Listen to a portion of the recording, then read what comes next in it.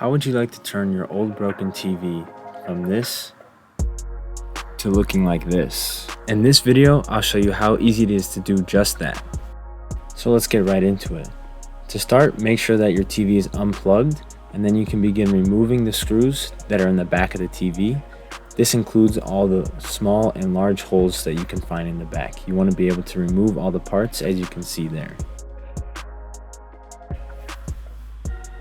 Then once you have these pieces removed, you'll see all the controls in the back of the TV.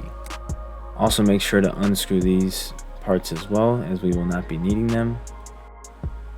Just be careful when removing these parts because there can be some capacitors that still have some stored energy inside of them. So as you unscrew them, you will also need to remove any cables or anything that is connected, including the power supply cable and the cables to the speakers and the screen itself.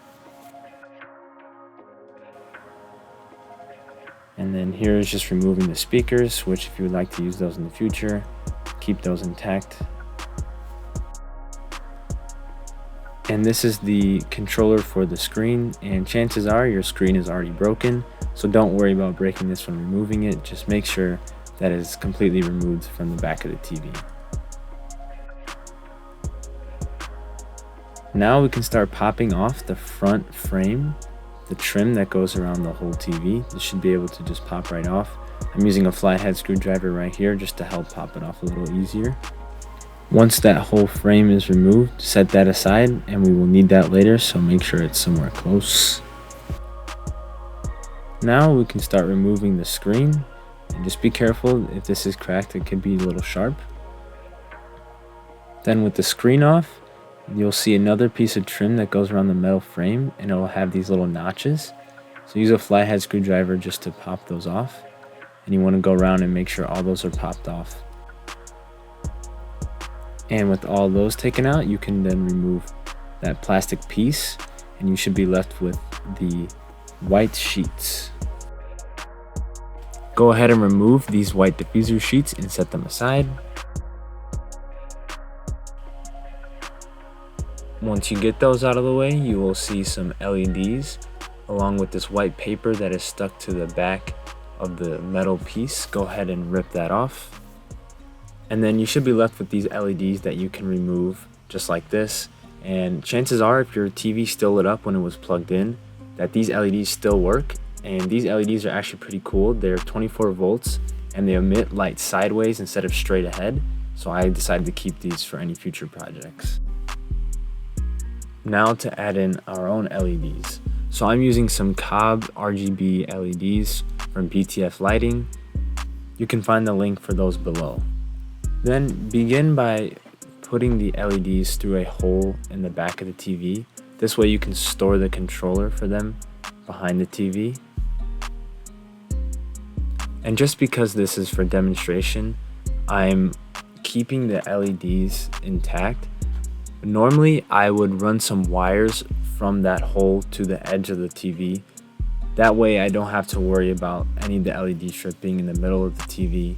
But you can still get away with this by using WLED to remove that part of the beginning of the strip from the segment, and then you can just have the lighted part be exactly where you want it to start.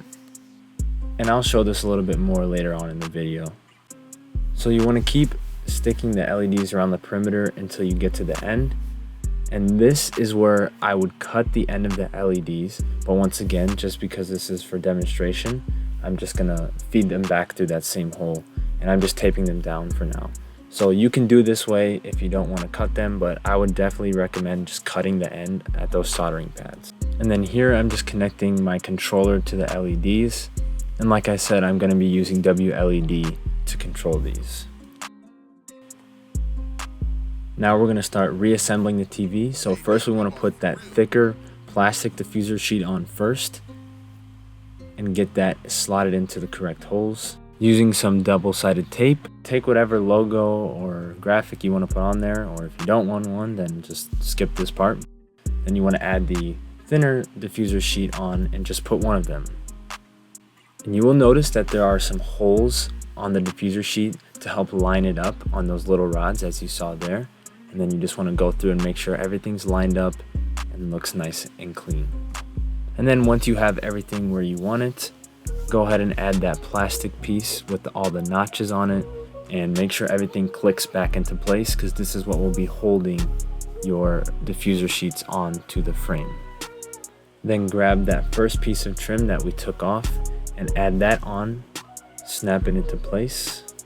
With that snapped on, you can go ahead and add the back pieces and screw that back in. And then I like to usually tape my controller to the back of it just to keep it out of sight and make it look clean. If you would like to mount this on the wall instead of just using the stand, you can use some brackets like this, or even just a regular TV mount, because those screw threads are still there. So as I mentioned earlier, I'm using WLED to allow for full customization of the lights. And I'm not going to go into too much detail about WLED because there's already a ton of resources out there. But I'm just using segments to turn off the beginning part of the LED strip and then allow the lights to only be lit around the perimeter of the TV, making it look seamless. So that'll pretty much do it for this video. Make sure to stick around for the final results, and thank you guys for watching.